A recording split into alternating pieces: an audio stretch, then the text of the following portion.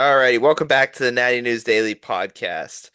James and I are here with Maddie McConnell, who, if you're following the female bodybuilding space and you don't know who she is, shame on you. But Maddie, welcome to the show. You're a few weeks off of a big win. Currently getting spammed with tags Mhm. because you're competing against a couple other lovely ladies for the female athlete of the year. And Yeah. yeah, how does that go? Why don't we just start there? Honestly, I'm honored to be um in the two other ladies are absolutely incredible. So just to be nominated for that and be, compared to those two ladies is really cool.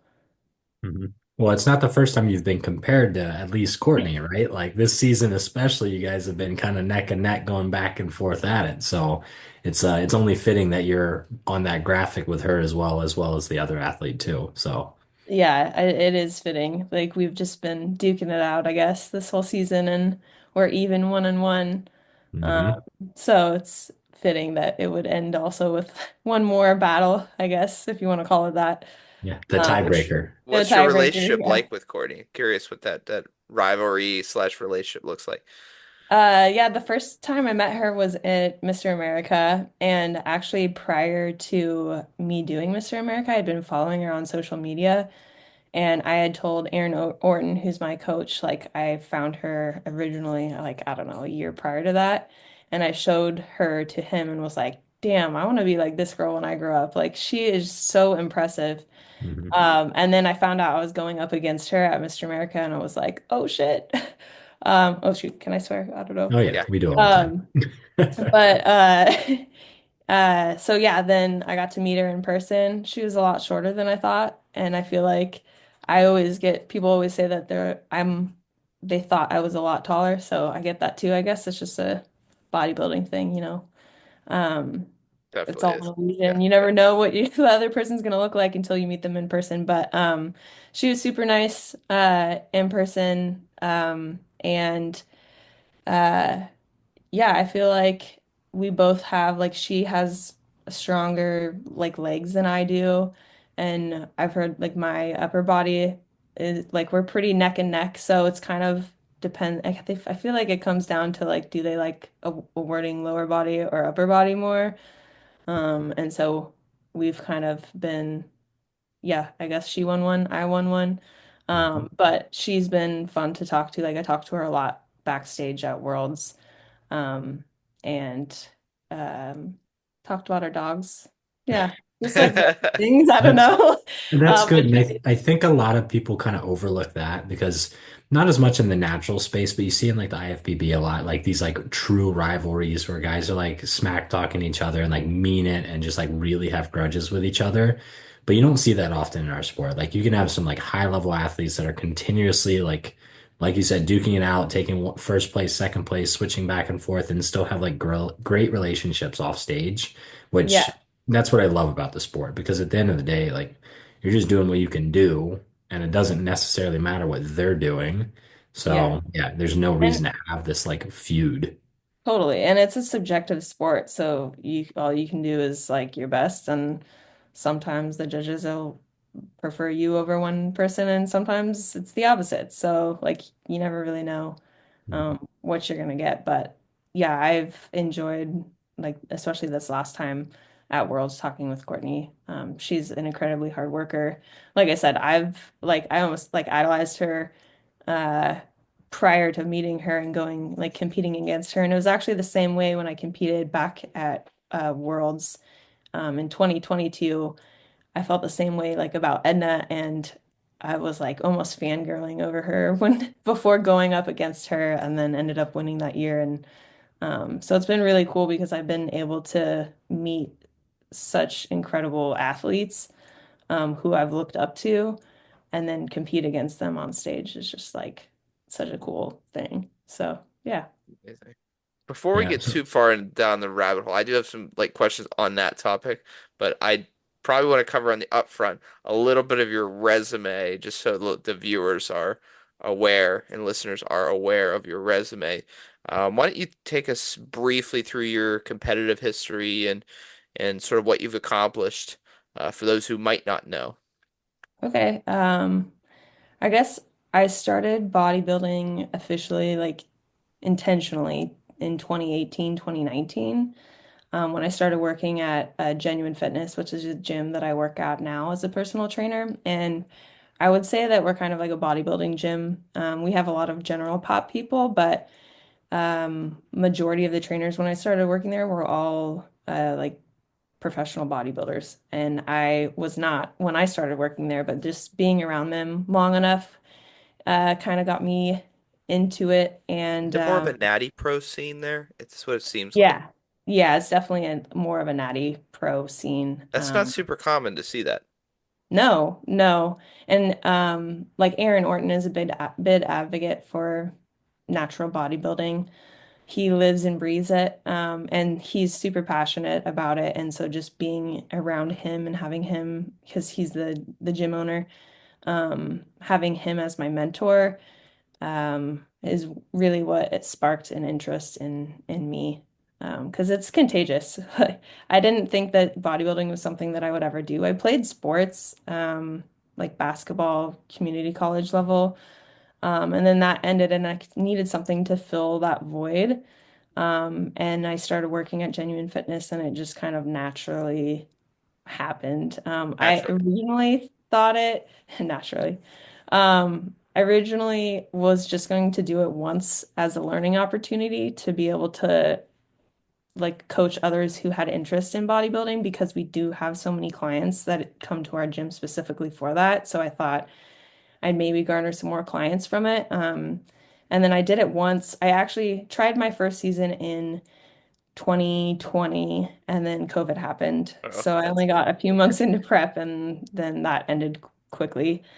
So then my first real season happened 2021. Um, and I competed in women's bodybuilding and fit body. Um, and I did fairly well. There was just never enough women for it to be like a pro qualifying show that year when I competed. And then I competed again the following year in 2022. Um, and there was finally enough people. And I actually did my first figure show only because Aaron Orton puts on a gym called the Cecil Phillips Classic, which is actually in my hometown. Um, and I was going to do just bodybuilding and fit body like I'd done before, but he was like one person short for figure. He wanted more figure girls for whatever reason. So I was like, okay, like throw me in coach. And then I ended up winning that category. I'm like, oh, maybe figure is something that I could do and be somewhat decent at.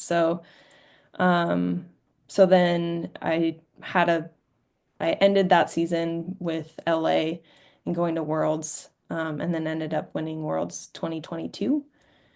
And then I took 2023 off to progress and build. Came back this last year, 2024, started with the NPC Oregon Natural, and they have like now a natural show one day and then the untested show the other day. So I decided to do both days back to back. And I took the overall for figure for both of those days, natural and non-natty, untested. What were your And thoughts then going into that show, just in general? Were you just like, let me test the waters here, it's a close show? Well, well, what did you want like to pursue further in the APC IFBB or yeah, I had actually done so reverse a little like in that 2021 season, I did my first NPC show, which was the Oregon Open. It's the only one that I had ever done, and they didn't have the I don't think they didn't have the natural at that time, so I just At that competed point. in yeah, in the regular one, and I actually won that as well. Um, so I came back this year going into it like not thinking that I would reclaim the title, but ended up reclaiming the title. There was only four of us, so it wasn't like there was a big class for either day. But I don't know that it's kind of fun to just try out different federations and just see the ways in which they're different. Obviously, NPC is a pretty like high quality production. But you're not on stage very long. And I don't know. There's like pros and cons to both. And I just never really done it up until like 2021. I had done it the one time. And then I was this year curious like to see what the natural um uh uh like what would like the what's the word I'm looking for? Just who would come out to the natural show and what kind of competitors that would draw.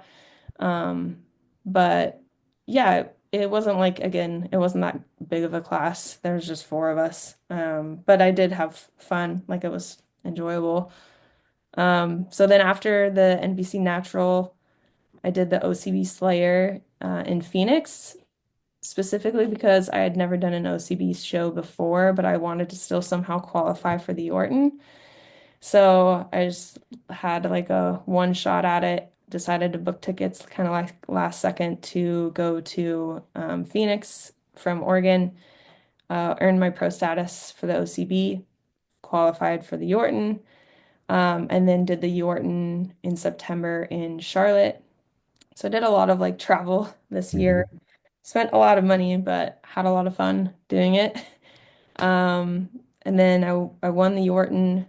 Then I went to Mr. America, which was in New Jersey. How was the Yorton experience? Can you Oh quickly yeah. pass I over that? I I heard a lot of good things Mhm. about that show in Charlotte. And yeah, I honestly again because I this is the first year that I've done the OCB and both OCB shows I did were phenomenal. Like the it was really well ran. Communication up front was really, really good. It was just very professional and organized to a T. And the Yorton specifically, it just like had a really overall good vibe backstage. People were really friendly. The swag we got was definitely the best out of any show that I've done, as well as the cash prize, which helped with a lot of my travel. Not that we obviously do it for that outcome, but it definitely made I feel like they really go out of their way to make the athletes feel valued. Mhm. Um, and the woman that announces it is also really, really cool. She's phenomenal. Um, yeah, streaming service, like all my family got to watch, and they said that it was really good from their end. My only complaint was that the backstage area was like kind of small. But like that's literally my only complaint. Everything else was like top notch, and I would definitely go back. It was Mhm. probably my favorite out of all of my shows I did this year. It was like maybe one of my favorite shows that I did, just from the standpoint of it being so well ran and people were just so nice. Yeah, we've heard a lot of good things about the Orton. Obviously, like the total number of athletes there was just massive. Yeah, Certain categories more than others. But when you talk about like some of the other shows you've done, only four people in classes, and then we hear, bikini sticks out in my mind because they had what, seven classes of 10, I think, for pro bikini. I mean, that's just crazy. yeah, it was just wild. And like I think there was like maybe 33 or 36 or something for figure at the Yorton, which is probably like prior to that, I don't think I'd competed against that many people total in my whole Mhm. career. So like to have and it wasn't just like I mean it was like I felt like it was quality and quantity. Like Mhm. there was a lot of really good looking athletes that were there. And I honestly, when you're backstage, you're like looking around, kind of like trying to size people up. I'm like, I don't know if like how this is going to turn out. And like it did turn out in my favor, but I felt like, yeah, there was just a lot of really high caliber athletes there. And overall, I really enjoyed the experience. Yeah. And that goes to show too that, I mean, the women's side of the sport is growing. Like there are a lot of athletes there. It's just they might be scattered when you look at like the domestic landscape of natural bodybuilding in US. So unfortunately, Yeah. that's the way it is, where you have shows where individuals like yourself who are pro caliber don't turn pro, right? Because there's not enough people and you have to then repeat and keep competing till you just get lucky enough to find a show with the right numbers. Yeah. And that was my struggle in 2021, like the first part of 2022 was just like getting to a show where there was enough people. Hmm. Um, and like there's a lot, I think more OCB shows on the East Coast than there are here. Mhm. I think they're trying to branch over here. But yeah, the only reason I hadn't done an OCB show is because there wasn't really one offered anywhere in my area. Um, but yeah, that's a hard one. Like I wish there was more shows with more athletes, obviously. Mhm. Um, but How do like you feel about the restrictions on, like what you said, like WNBF, INBF is pretty, like, they keep a high quality with their athletes, and part of the way they do that is by being very restrictive about how many pro cards they give, right? By keeping the number to qualify very high. But in cases like yourself or like women's bodybuilding, where there's even less athletes, what's your opinion on that? Do you think that it's fair and valid, or, should there be exemptions made for certain, athletes? Should the judging panel be able to override that rule? What do you think? yeah, I don't know if I have a solution for that necessarily. Like that's a hard one Mhm. because from one standpoint, like it is frustrating when you show up to shows and there's just not very many competitors and you don't have the opportunity to potentially earn your pro status. Um, but at the same point, like, does it really feel like a you turn pro if you're going against people that maybe aren't like quite as high caliber? But regardless, like, I think the OCB's, correct me if I'm wrong, is the OCB numbers slightly lower than WNBF for requirements for pro status? I believe so. Yep. Yeah. I feel like if the Yorton Cup is kind of like their version of Worlds, I didn't think that the caliber of athletes was any less. So like if they're all being funneled in the end to Worlds or the Yorton, like you're still going to end up with high caliber athletes regardless. And if some people show up on stage that are pro that maybe you wouldn't expect to be pro, I guess, then that's kind of like their choice. But like regardless, the high quality athletes will still like be there. You know what I Mhm. mean? So Yeah. I don't know. I don't really, that's a hard one. I Yeah. think Yorton Well, does require athletes to qualify for the Yorton now too, so that probably impacts things as well. but I Mm, think it's what, top five in a class, and you can get creative with how you do your Yeah, classes oh as a yeah. promoter, right? Where if you have 10 people, you can make that two classes. So now you have, guess what? Everybody qualifies. yeah, You can get creative with it, but yeah, they do have some sort of restriction and filter on it. yeah. Um, Then after the Yorton, where'd you go from there? oh yeah. And then I went, you guys actually saw me at Mr. America, Mhm. and I placed second there, competed against Courtney. That was my first loss in a while. Um, but yeah, I felt like Mr. America was like, it's definitely the largest stage I've been on. Production quality was good. Atlantic City is a very interesting place that I don't know if I'd ever necessarily intentionally choose to return to. Um, I'm not much of a casino person, but it was cool just for something different. I've never been at a show like that venue in particular is just very unique to any of the other ones I've been. I Mhm. do really enjoy when they have the venue and the hotel all like everything's in one place.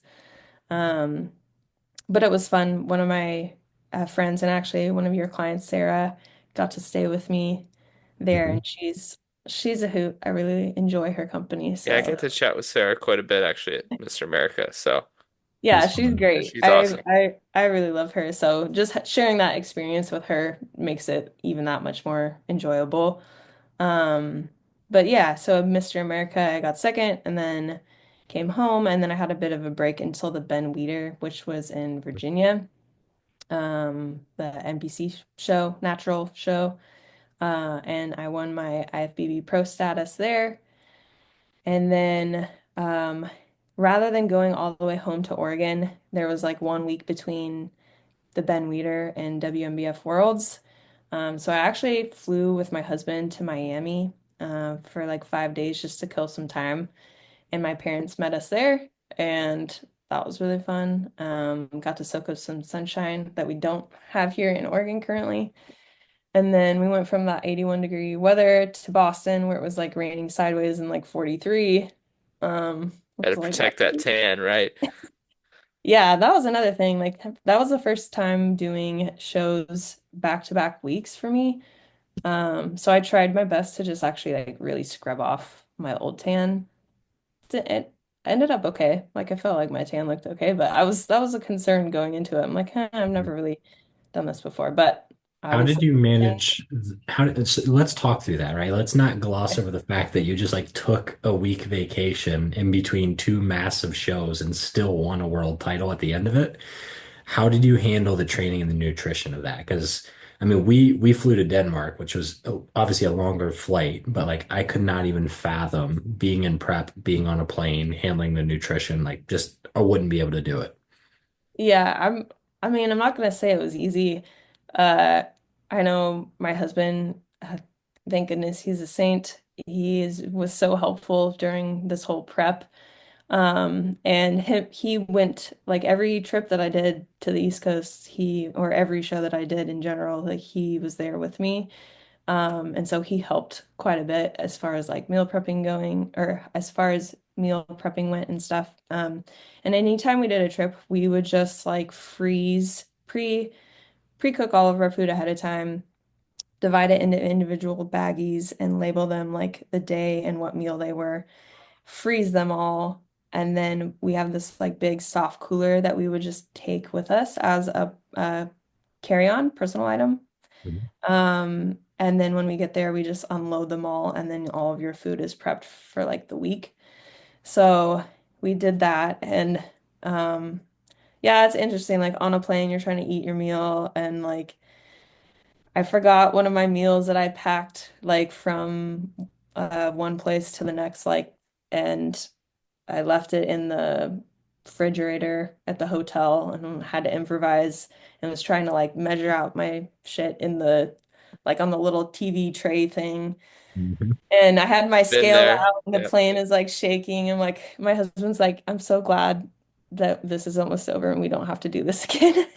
So, but doing that like pre-prep ahead of time, freezing everything helped. And then when we went to Miami, we specifically picked a place that had a nice gym and a place that had a full kitchen, and it was close to Whole Foods. So was able to like get all my tofu and protein there. And then just like prep a bunch of stuff for that week and then do the whole process over again of like pre-prepping all my stuff for Boston ahead of time, freezing it, and then bringing it with us. Mhm. So it was a lot of work. Like it didn't necessarily feel like vacation all the time, but I You did try soaked up to, some rays though.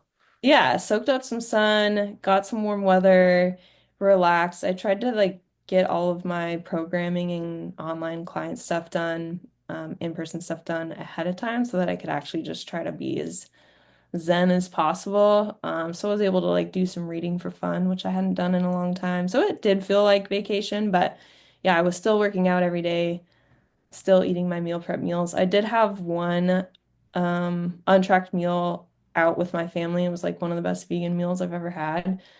It was definitely a splurge. But then it was like right back to diet foods and yeah, they all like my family got to eat out a couple more times without me where I sat and ate my like side salad and protein that I brought, Mhm. but it was good Yeah. overall. Yeah. Well, let's finish the competitive history, but then I also want to talk, like you've brought it up a couple times, brought up the tofu and like your vegan meals. I definitely want to talk about that because that's something that I don't think enough athletes are kind of like are aware of as being an option for bodybuilders necessarily. And I Hmm. know that like we saw you guys at Mr. America, your team of vegan athletes is like enormous. Yeah. So I definitely want to give you a platform to like talk about that and figure out like when all that started for you. But yeah, so flew from Miami up to Boston, up in the cold. Let's chat Yeah. through that, finish out the season. So yeah, then flew to Worlds again, got to share a room with Sarah, which was really fun. Um, we got there on like Thursday, so we had plenty of time to just kind of acclimate, and get groceries and do all of that. And then ended up winning the Worlds title, which was a really sweet way to end my season, a very long season, because I actually started prepping January 1st, like the first of the year. which was a very long time to diet, like 11 months. It was a very like slow burn. Mhm. So it didn't actually feel all that bad. And I enjoy prep in a weird sick sort of way. Like I like having the structure and the goal to aim for, and with so many like big shows, because my main goal this season was just to do as many big shows as possible. Actually, Natalie was the one that kind of inspired me. Like she did a lot of big shows last year, and I was like, man, if she's doing it, I want to do it too. So I was like, what are the biggest ones I can do? And then at first it was like financially, like, can I make this work? And my husband was awesome and supportive of me making it to all of these. So, because yeah, I also potentially will have to have knee surgery this year. I'm not sure if I'm going to be able to like put it off a little longer or not. But knowing that like I'm going to have to take a forced break was also some of the reason why I just wanted to like go out with a bang if I was going to be forced to take a break and just do as much as I could. Because yeah, I don't know if like hopefully I'm going to be able to maintain as much muscle as possible when I have to have knee surgery, but I'm guessing that I won't. Like I'll probably take a hit from that. And so I'm like, if my physique looks like this now, I should just take advantage and do as many big shows as I can because I don't know if I'm gonna look like this later. So, um, but yeah, I don't know even where we went with Yeah. that. So I don't think we need, let's rewind it a little bit and talk about like the vegan side of things, right? So has that something that's been around in your life for a long time? Is that like last couple years when you got into bodybuilding? Talk through like how that came to be for you. Yeah, so actually I started bodybuilding the same year that I went vegan. So it's been 5 years, like 2018. And originally went vegan because I started working at Genuine Fitness, and there was a trainer who I still work with, Zachary Belknap. He was actually at Worlds this year as well. He's vegan, and he was vegan when I started working there. And I'm like, dude, how do you have muscle and eat plants? Like, it doesn't make sense to me. I don't understand because I just really didn't know. I'd never met anyone vegan that had also was a bodybuilder. So I kind of like grilled him a lot about how he was doing it all, and his reasons for going plant-based. And I was like, I think I want to do this. And I told my husband originally, like, I think I want to go plant-based or vegan. And my husband was like, that's awesome. I'll support you in that, but there's no way in hell I'm ever going vegan. And then like fast forward a month later and he wanted to do it too. Because honestly, like initially it's a little daunting just because you have to kind of reteach yourself. You know, we center all of our meals around meat or animal products, or because that's how we learn from our parents and it's how society kind of just does things. But once you learn about other forms of protein, like my main sources are usually tofu, tempeh, seitan. I'd say that those are like my main three. And then I'm just and then I do supplement like maybe one scoop occasionally too if I'm having a creamy Ninja Creamy Machine Love those. ice cream thing. Yeah, they're the best. That like total game changer It for really is. I have prep. one every night. So yeah, Me too. And I'm still I'm like amazing. prep or not, I think I'm probably gonna continue having them because Yeah. they're so good. I'm not sponsored, but Creamy Ninja Creamy, if you want to sponsor me, I would Yeah. gladly I feel like that's like the new wave for all of natural bodybuilding. If you're not using a Ninja Creamy by this time, you're just like well behind the curve. in the dark ages. Yeah. Yeah. But yeah, so I will supplement with protein powder like 1 to 2 scoops a day. But yeah, part of it was just like relearning how to structure my meals just with other forms of protein. Um, and then just finding new recipes that I liked. But I think people always assume that it's harder to be vegan and be a bodybuilder, but it's really not. Like, I think it just takes like being a bodybuilder in general takes intentionality with making sure that you're getting enough protein. Mhm. And it's the same way if you're vegan, like you just prioritize your protein um and your training and yeah. I mean, there's some other considerations, obviously, like making sure that like I supplement with creatine, but I know people Mhm. that aren't plant-based supplement with creatine too. Um, and like B12 are like the main things. Um, Which, like you said, most people are taking anyway through a regular multivitamin and, other, creatine is pretty common across any athlete in the bodybuilding realm. So it's not yeah. like you're missing out that much. Yeah, so it's not really like all at all that different. It's just a matter of finding recipes that you like. Did you Um, find that your macronutrient distribution changed dramatically, or like were you familiar enough with it before being vegan to know? Like, I just imagine that a lot of those protein sources are also like higher in fat, or, I just think of like the typical high protein, high carb, low fat might not work as well for a vegan athlete. Yeah, I think it depends. Like if you're someone that can digest seitan well, which is like a homemade meat alternative, it is like the leanest source of protein. So for 5 ounces, it's 42 grams of protein and like a gram of fat. Oh, wow. So I actually have to like when I'm eating seitan, which we cook in like just mass, like big bulk batches.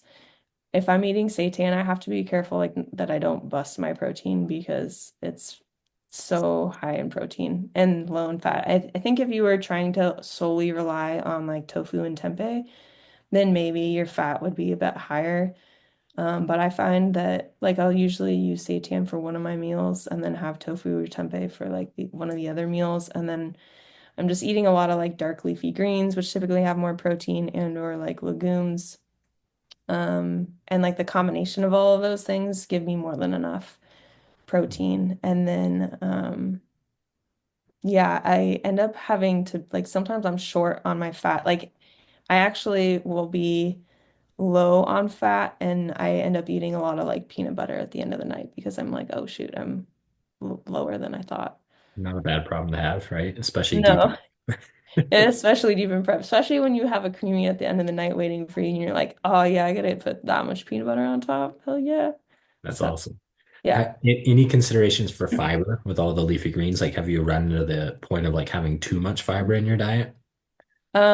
So originally when I transitioned to being vegan, it was a definitely an increase in fiber because I just was eating a lot more like plants in Hmm. general. And for me, it took maybe like, I don't know, maybe a month for my body to kind of just adapt to that new fiber amount. For my husband, it took like 6 months.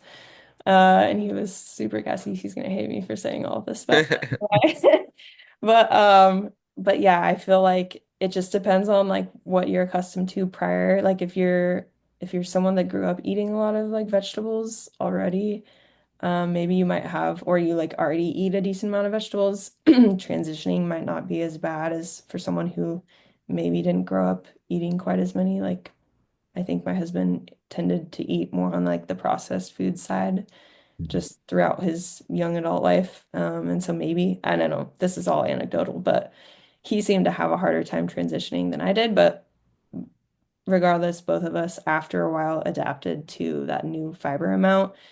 And there would be times where like I would check my fiber on my fitness pal and be like, oh shit, I'm up like 87 grams or something for the day. Um, and originally, like that would have bugged my stomach, but sometimes I'll look and I'm like, I just like process it now. I don't know. My body's just used to it. I try not to let it go that high, just because I don't know. I feel like it is high. Hmm. And during competition weeks, I would purposefully cut back on fiber just to make sure that my body's not having to work extra to process it all. Um, What are your preferred carb sources then? What are some carb sources that might be lower in fiber that you use, especially during like a peak week? yeah, I do a lot of like cream of rice and cereal, to be honest. I'm a like I love cereal and I know my body processes it well, so I would just I'm do a a lot of cream of cereal rice with fan, like so bananas. I won't argue with you on that one. Yeah. I mean like yeah, like carbing up for all of my shows lately. I would do like 3 bowls of cream of rice, like one in each meal and some cereal in between and some Love it. banana and some rice cakes. So it was like pretty low fiber for right before the show. And then if I did have veggies, which I did still have some veg, I would just do like asparagus and zucchini because I know my body handles that like really well. So, but Nice. yeah. Any other considerations like for the young athlete or really anyone in general that's considering going vegan that we haven't touched on or anything that you kind of want to like platform for yourself? Um, Not really, other than just like plants have all the essential amino acids that you need and all the protein you need to um, obviously build muscle and be competitive um, and healthy. And so, like, you don't have to just be limited to meat. And I know actually, I get a lot of clients that come to me, they're like, I'm not vegan, but I just don't like the taste of meat, or I don't like the thought of like harming animals if I don't need to. And so they're like, can you give me some more, like options for protein? Um, and I'm like, and again, like I don't really care necessarily how people choose to eat because that's their option or that's their choice. But I'm always happy to like provide other alternatives. And I think you could still, have more plant-based meals incorporated with your regular standard American diet meals or like animal-based meals. Um, and yeah, I guess that's my 2 cents. There we go. There we go. Yeah. So yeah, it was just something that, I don't think we've had anyone on the podcast specifically talking about it. And I know that that's, a big part of like what you are as a bodybuilder and like your team of athletes that kind of like travel together. So Mhm. I just out of my own curiosity, because it seems like more and more you're seeing people transition towards like a more, I know like Steve Hall's talked about it a lot. He's been experimenting with it. And then, I know a couple of the individuals that are on your team as well. So yeah, Yeah. it's interesting for me. I don't think I could do it myself. But like you said, just incorporating more minimally processed whole food, plant-based foods in general, I think is healthier for most people and myself included. Like I need to be more diligent about that kind of stuff, right? Like I can't give up my meat, but eating a few more leafy greens probably good for me too. So, Yeah, I think just incorporating more veggies in general is good for us all and definitely like good for the environment too. mhm, I think the main driving factor for me choosing to go plant-based was just the environmental impact of animal agriculture. I mean, there's other reasons too, but like, if you say that you can't give up your meat, then just starting to incorporate more plant-based meals in so you're just eating less of it would also just help the environmental impact. Like if we could all just eat slightly less, that'd be mhm. cool. But yeah, it was really cool, Mr. America being there with the plant built team. That was my first time being a part of that team. And it's just a group of athletes who are all plant-based or vegan. And we were competing not just in the bodybuilding category, but we had strong men and women. Like France's strongest woman was a part of our team. She's a total badass. She was the 12th strongest woman last year. She's just like lifting cars and shit. She's just crazy. Makes me look like a little wuss. And so we had a lot of really, really cool, really standout athletes. Also had a kettlebell team there, had our bodybuilders and then powerlifters. And we're just trying to, uh, show that everyone that you don't need animal products to be competitive, uh, healthy or strong, all of that. So, yeah, shout out to the whole plant built squad. I think it's a really cool thing. And I had a lot of fun because like we are a minority. Like I don't run into a whole lot of vegan athletes. So being with like 50 of them was just like such a cool experience. Um, Yeah, but you yeah, guys were everywhere in that exhibition hall, that's for sure. yeah. Yeah, and it was funny to like see be with like we had the power lifters and then the strongmen and the kettlebell and just all of the demeanors of the different athletes because the power lifters and the strongmen and women were just like loud and just like cracking jokes left and right, and all the bodybuilders are just mundane and quiet because we all had no energy. So it was Yeah. just funny to see the difference. But yeah. Nice. So, and you, Dan, did you have anything? Sorry, been talking too Related much. to that topic, I had some Yeah. other questions about protocols about because obviously I was in Boston and Mhm. saw you competing next to Courtney at Worlds. Um, I noted you were crazy full up top, so why don't you talk through? I'm always a nerd about the bodybuilding side. Um, what did your peak look like for Worlds? Maybe compared to Mr. America, where like you said, Mr. America, Courtney edged you. You know, at Worlds you edged her. But I noted from the crowd that you were blasting full up top, and I think that made a big difference in you know when you were compared. So Yeah. curious what protocols look like, what your I'm trying to think like what I would have done a whole lot differently. For Mr. America, I did my carb up, and I think we didn't necessarily realize how depleted I was because when I woke up show morning, I still looked kind of flat. And so my coach told me like, well, it is an evening show. We might have time to get a little bit more full before you get on stage. And I did fill out a little bit, but I think maybe it was more on the conservative side because I also wasn't quite as lean for Mr. America as I was for Worlds. And so we maybe aired conservatively. And I just wasn't quite as large. But for whatever reason, I don't know if like going with Worlds, having that meal out with my family in Miami beforehand, and secret? just like stress was low because I was in the sun. Um, I did consume more carbs on this carb up a little bit. And then I had a more time, I think, also to like pump up backstage, which probably all played into my favor, I guess. But yeah, peak week protocol for both was just like manipulating water a little bit, front loading water at the beginning of the week and then tapering it down as well as sodium. Um, and But you did then have a little bit more carbs though during that peak though for Worlds. yeah, for Worlds I did, Yeah, and it was just like a that makes rapid sense. backload, like Oh, you did rapid backload. the How day aggressively before did you load on on that Friday. Oh or no, Saturday? Because it Worlds was a was Sunday on show. Sunday, so yeah, Yeah. Saturday.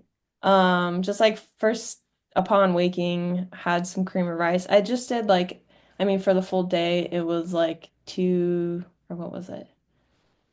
I think it was like, uh, if my Aaron Orton would know if I asked him right now. Do He you knows run through a more meal than I do. plan versus macros with him or No, I just do macros. So I okay? think it was like 190 or like 200. It was between 190 and 230 extra grams of carbs on top of the carbs that I normally eat. Um, and like I said, there's with so many shows, I can't remember like how many carbs I did for what Yeah. show. I'd Sure. have to like look at my fitness pal, but yeah, he just gave me like free reins to like he just gave me my macros amounts for the refeeds, and then I would just fill it out with whatever I knew But my another body 200 grams wanted. of carbs on top of your baseline. I mean, that's a lot, but it's not some crazy No, it's not 1,000 gram crazy. carb rapid backload that I mean, No. that's I'd say I'd see that more on the male side, like the 1,000 gram. But you know, I've heard of it like 800 to 1,000 grams of carbs. Like that's Yeah. yeah. But Yeah, no, nothing crazy like that. I wish. But yeah, just so I did the water manipulation, a little bit of sodium manipulation, and then like front loaded it in the beginning of the week and brought it back down to like normal amounts.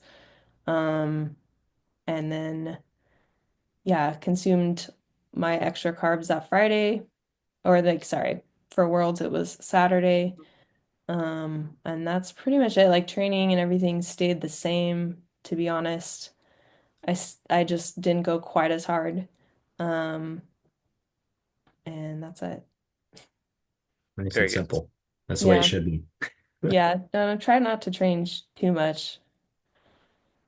Yeah, you don't need any like crazy wacky protocols to bring it slightly fuller look, right? Just a Yeah. little bit more carbs, a little bit more little lower stress, Yep. a little bit lower training stress.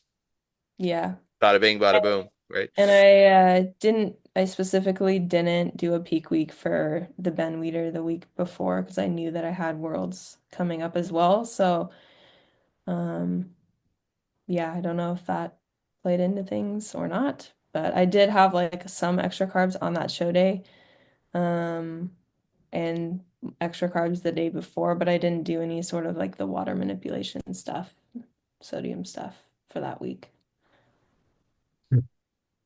Very cool. Interesting. Obviously, it was a good enough look, right? Yeah, Didn't. it worked out. Yeah. So what's the future look like for you? Obviously, you're talking about potentially getting knee surgery done. What what are your kind of thoughts going forward? And Yeah, I'm just gonna kind of play it by ear, to be honest. I'm gonna see what I can get away with, uh, as far as like putting off my knee surgery, maybe because I don't know, technology is advancing and they're starting to come out with cartilage, regenerative stuff. So part of me wants to just like hold off. I mean, I'm not like in a lot of pain as long as I stick away from the things that I know bother it, which is like squatting with knee flexion and load. So all of my squatting is like super hip dominant right now, which does limit me from a bodybuilding standpoint. I can still do like leg extension, but it's just not quite the same. Like my left medialis is starting to atrophy quite a bit, and I would like to obviously add some size to my legs, and it's just hard to do that with where I'm at currently. So, um, yeah, I don't know. We'll just have to kind of play it by ear. I would love to compete, like take a year off and compete next year if I didn't get knee surgery and maybe just keep kicking that can down the road. But I don't know. I can't say for sure if that's going to be possible or not. So,